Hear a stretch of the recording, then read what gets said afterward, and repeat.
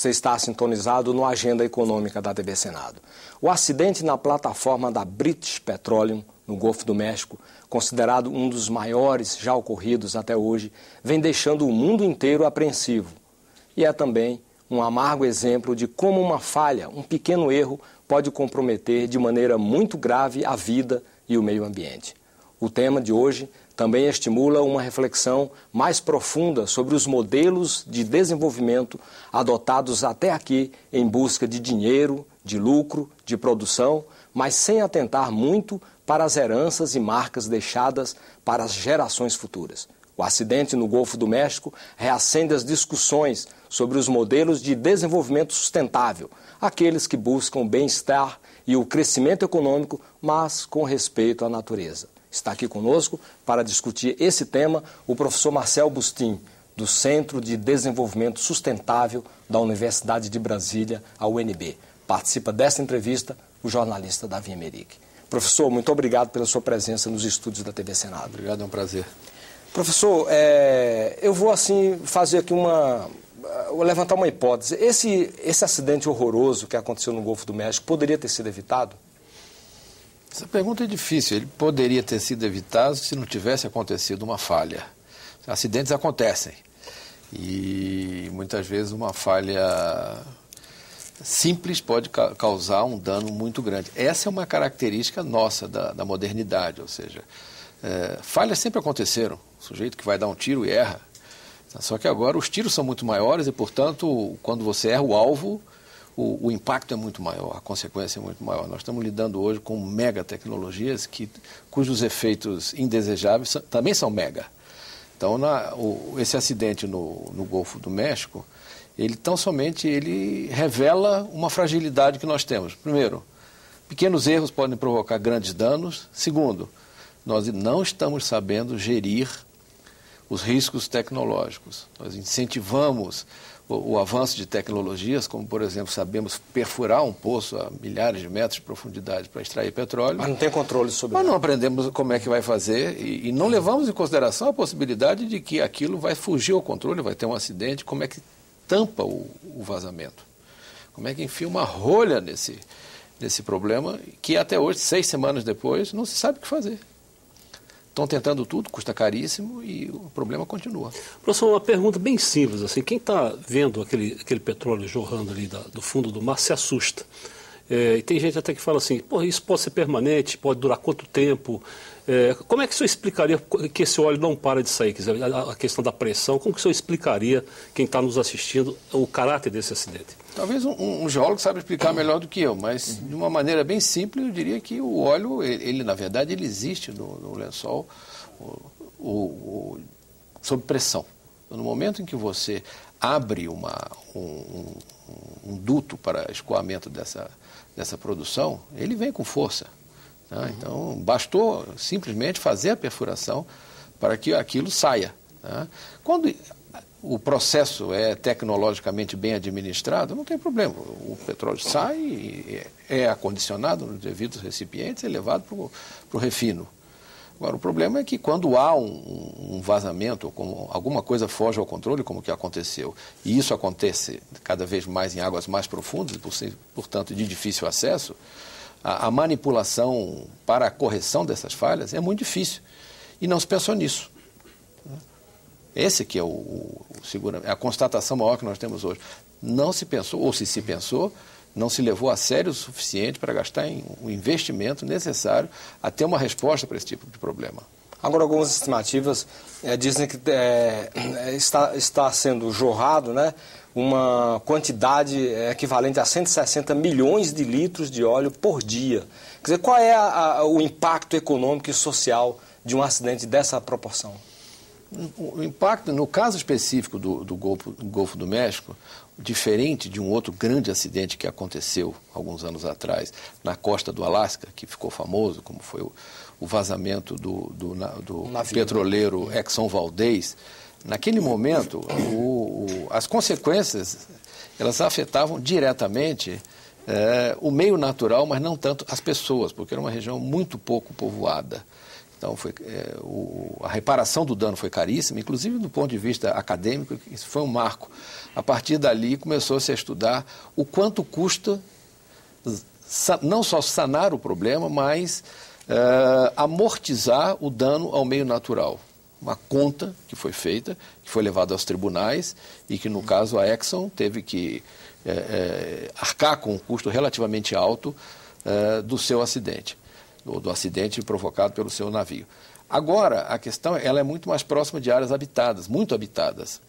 E isso torna o problema muito mais complexo. Então, a mancha de petróleo chega na costa sul dos Estados Unidos, em regiões não só densamente povoadas, mas de ecossistemas muito frágeis. São regiões de reprodução, são regiões de ecossistemas que qualquer ecossistema seria vulnerável, manguezais seria um ecossistema vulnerável a esse tipo de impacto, mas lá particularmente. Além disso, é uma região onde tem intensa produção de piscicultura e produção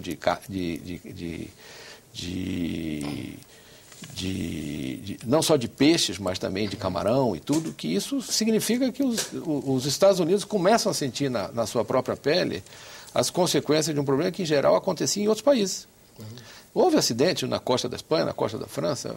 O que mais acontece em termos de grandes problemas ambientais nos últimos anos são acidentes de vazamento de petroleiros. Nós já devíamos saber como resolver esse problema, ou como evitar. E continua acontecendo. Houve uma proibição da pesca em torno de 30% da área ali dos Estados Unidos, ali no Golfo. Mesmo com essa precaução, há algum risco de contaminação dos alimentos extraídos do mar na região? Não. E que tipo de contaminação, tal, como você avalia isso? A primeira consequência vai diretamente sobre a fauna. A fauna na região já sofre as consequências, isso a mídia tem mostrado bastante, os pássaros, os peixes, etc. E tal. Em seguida, e não menos importante, são as consequências sobre a flora. Numa região onde que a flora é um ecossistema extremamente rico e vulnerável. A terceira consequência vai dizer respeito às pessoas. Como é uma região de produção de alimentos, intensamente, são criatórios, já houve decisão nos Estados Unidos de que aquela produção foi interrompida, ou pelo menos a comercialização dessa produção é interrompida. Isso traz consequências sobre o emprego na região, consequências sobre a economia da região e sobre a economia doméstica dos produtores. Ainda não se tem uma mensuração disso e não se sabe muito bem como essas pessoas e esses produtores vão ser devidamente indenizados pelo dano. A primeira providência hoje, e ainda assim muito lenta, é no sentido de como interromper o problema, porque o problema continua, persiste. E as notícias que nós temos é que nas próximas semanas não tem solução, já se tentou várias coisas, várias soluções mais ou menos... Estão falando para agosto uma solução, estão postergando para agosto. Estão falando agora para agosto, mas já tentou-se as soluções mais rocambolescas de fazer uma cúpula, tampar o buraco e a coisa continua. Um funil, o que quer que seja, e continua. Há sempre uma comparação, o George Bush foi muito criticado na questão do furacão Katrina, né, a destruição de New Orleans. Assim, as pessoas esperavam muito mais do governo norte-americano, uma capacidade de resolução muito maior. E agora está se apontando para o Barack Obama a mesma ineficácia, o governo, se espera do governo muito mais do que o governo tem feito. Quer dizer, como é que é essa relação, essa imobilidade dos governos, que independe do partido para tomar decisões em momentos tão graves assim? Bom, primeiro vamos separar um pouco. O Barack Obama, de fato, ele está governando um país que ele herdou. Durante os 8 anos do governo Bush, houve um esforço considerável, eu chamo de esforço, no sentido de reduzir a presença do Estado, que já não era grande nos Estados Unidos. Então, a Agência de Proteção Ambiental Americana, ela sofre um revés, ela perde importância. E vale notar que é o primeiro órgão de meio ambiente do mundo. Ela data de 1970, é o primeiro esforço de governo em todos os países do mundo, no sentido de criar um organismo para lidar com a questão ambiental, para normatizar e para criar mecanismos de defesa, inclusive, contra esse tipo de problema. Essa agência, que cresceu bastante durante um certo período de tempo, mais recentemente, sobretudo no governo do Bush, ela perde importância relativa. Então, a capacidade de resposta é menor.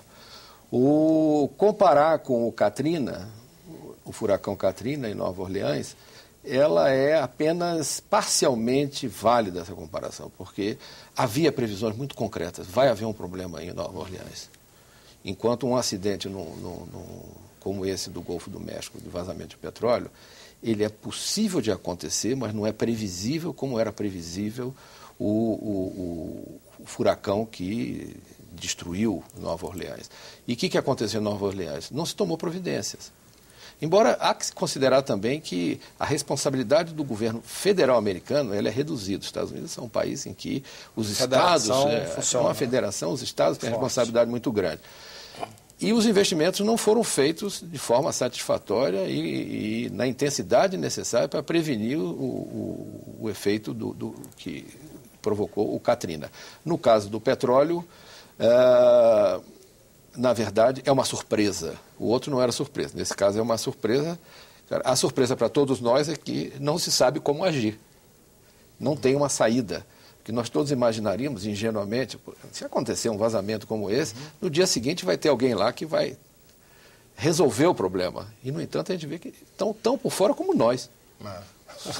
Fugindo um pouquinho assim, o senhor falou que não há saída. A Petrobras tem tecnologias, a Brits tem tecnologia.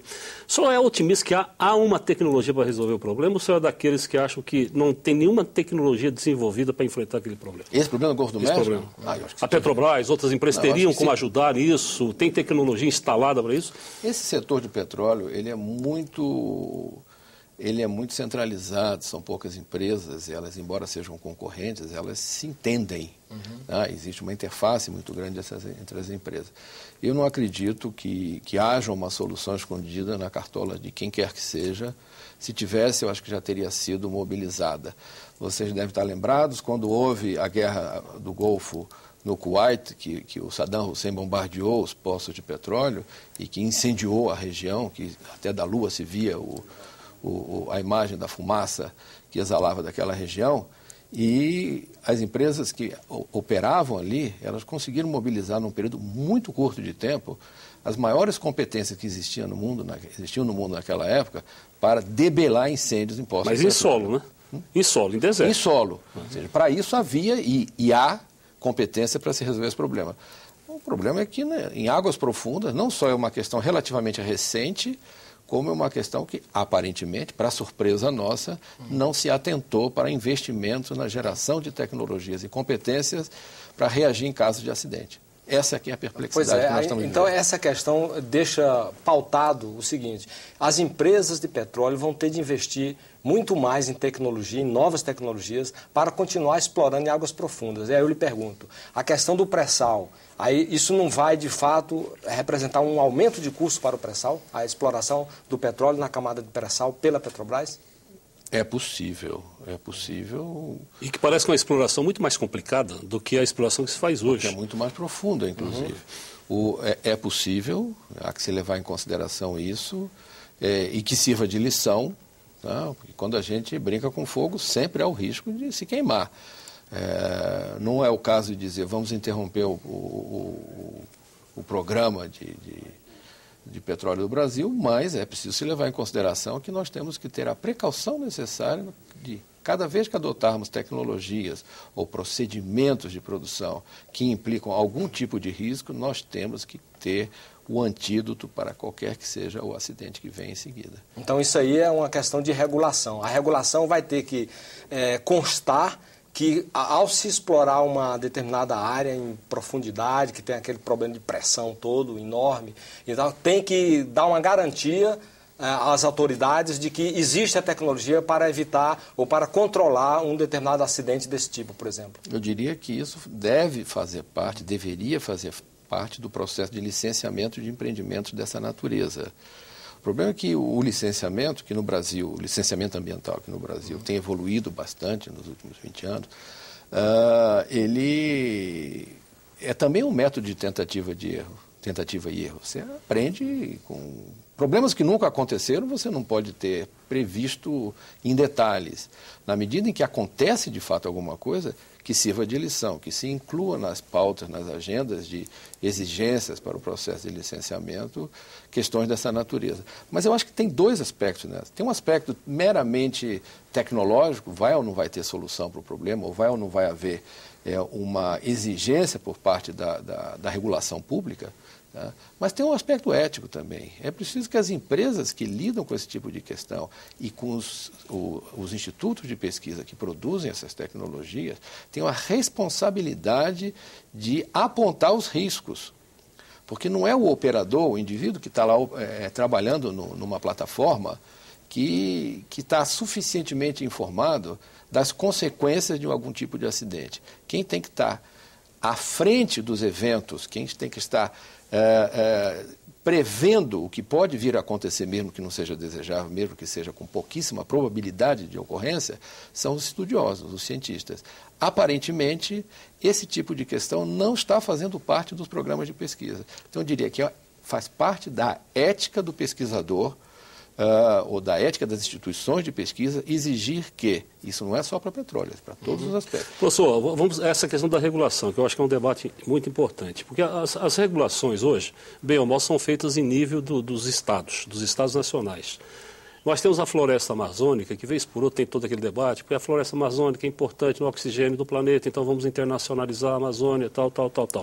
O mar me parece uma coisa muito mais grave que não tem fronteira, as águas circulam de forma muito mais, a gente percebe, tem mais pesquisas que indicam as correntes que saem aqui do sul gelado, vai até a África e desce a Europa, então os mares se comunicam. Só não acha que no caso da exploração do petróleo, vai se exigir da ONU, de outros organismos, uma regulação de cunho internacional, já que todas as nações, como o México, está pagando um preço enorme por uma atividade econômica americana.